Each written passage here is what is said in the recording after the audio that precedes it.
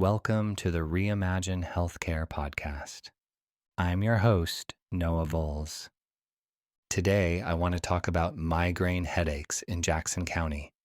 And not because migraine is the biggest crisis we face, it isn't. But it's one of the clearest signals we have for how healthcare access actually works or doesn't in this region. Migraine is common, it's well understood, it has established treatments, there's decades of research, there are medications, procedures, and non-pharmacologic therapies with real evidence behind them. So when people with migraine still struggle to get care, it's not because medicine hasn't caught up. It's because systems haven't. Nationally, migraine affects somewhere between about 12 and 15% of adults. Women are affected at much higher rates. People with lower incomes experience migraine up to 60% more often than people with higher incomes. That difference isn't genetic. It's environmental, it's stress exposure, it's delayed treatment, it's inconsistent access to care, it's whether you can afford medication, time off work, transportation, and follow-up. And here's a number that's hard to ignore. Fewer than 15% of people with migraine ever make it all the way through the care pathway, meaning they're diagnosed, treated appropriately, and reach meaningful symptom control. 85% don't. That's not a patient motivation issue. That's not an education issue. That's a system design issue. So let's look at how that design plays out locally.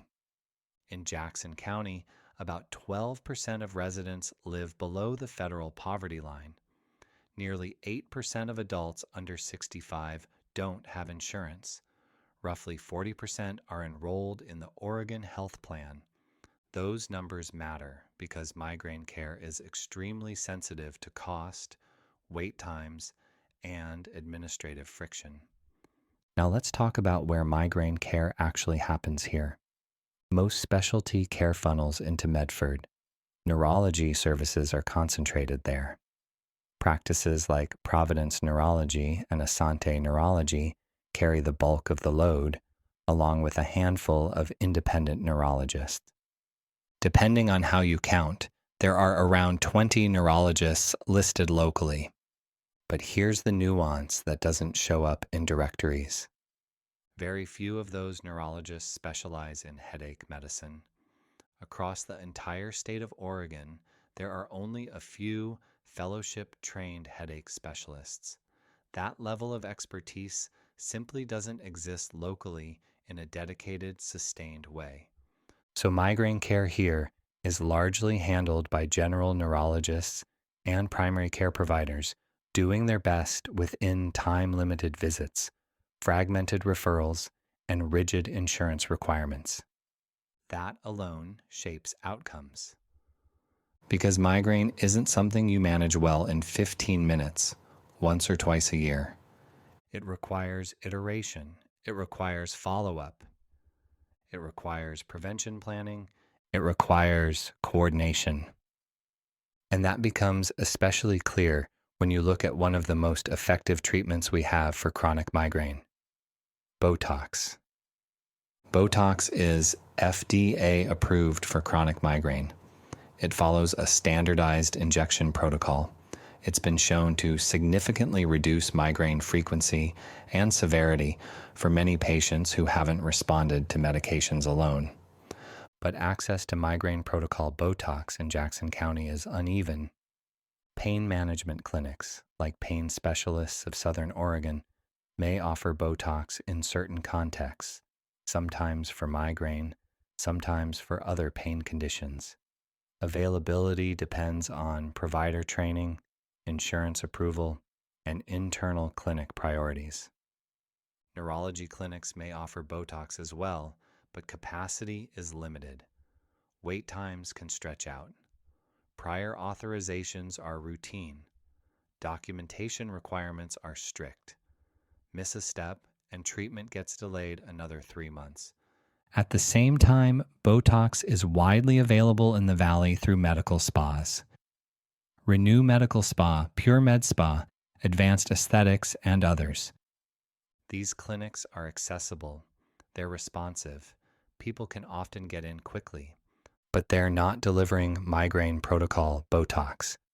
They're providing cosmetic injections, different dosing, different muscle targets, no standardized outcome tracking, no insurance coverage, no integration with neurological care.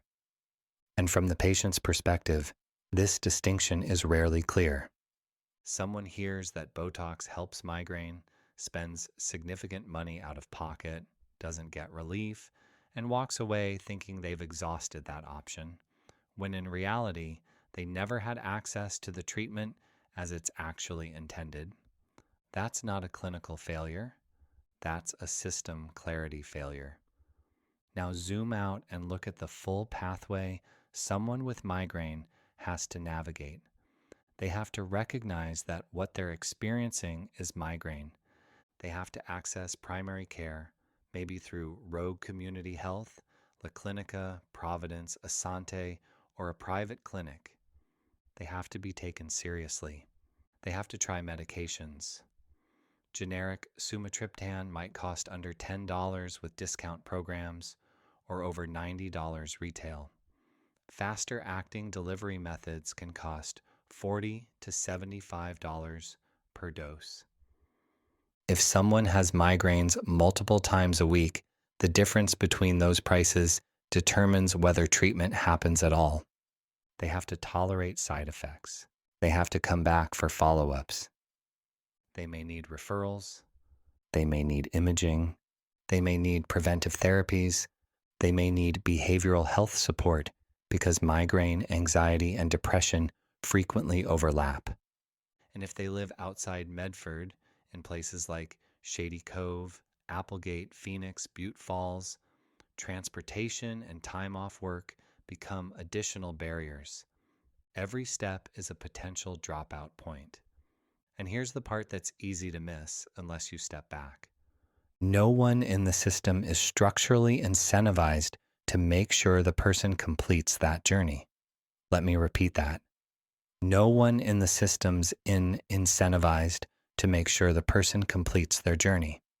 We pay for visits, we pay for procedures, we pay for prescriptions, we don't pay for continuity, we don't pay for navigation, we don't pay for integration. So people fall out, not because they don't care, but because the system quietly makes it rational to disengage. Now, there are exceptions, and those exceptions show us what works. Organizations like Rogue Community Health and La Clinica have intentionally reduced friction. They integrate behavioral health. They use sliding scale pricing. They employ community health workers who help with insurance enrollment, referrals, and medication access. La Clinica alone serves tens of thousands of residents through neighborhood clinics, school-based services, and mobile care. They design systems around language access, cultural context, and real-world logistics. Community Health Center, Phoenix Health Center, Volpact, these clinics act as safety valves when specialty care and medication costs become prohibitive. What's notable is that these models work not because they're more profitable, but because they're more coherent. They reduce the number of steps. They collapse silos. They assume complexity is the problem, not the patient. But they rely heavily on grant funding and mission-driven labor, which raises an important question.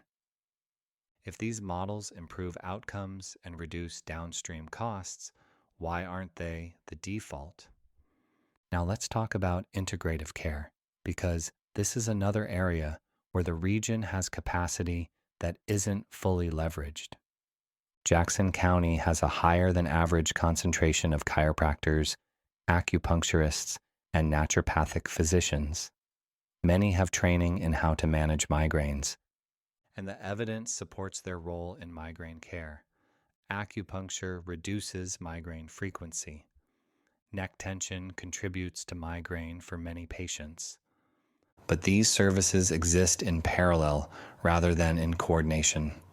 Primary care doesn't routinely refer to them early in the journey.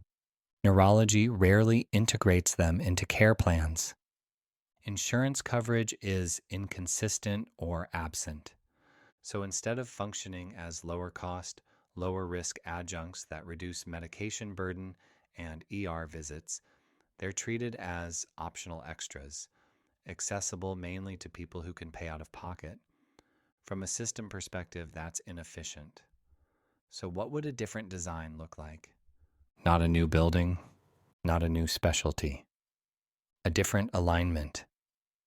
It would look like designated headache pathways within existing systems, standardized protocols, predictable escalation, built-in preventive options like Botox.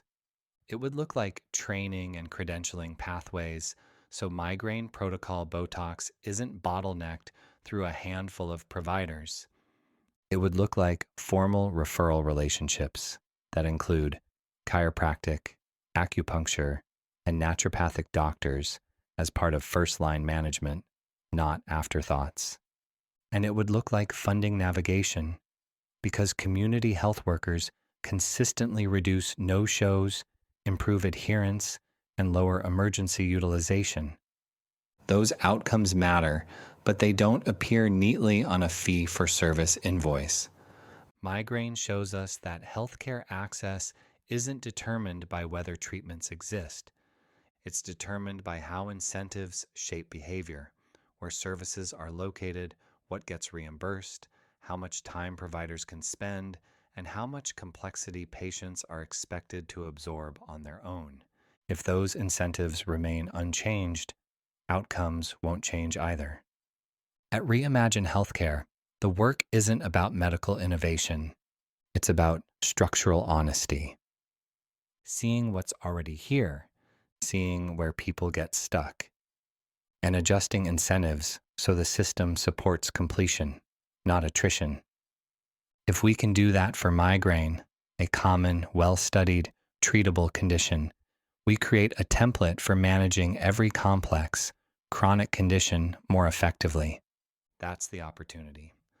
Before we wrap up, a quick disclaimer. This podcast is for educational purposes only. It's not medical advice.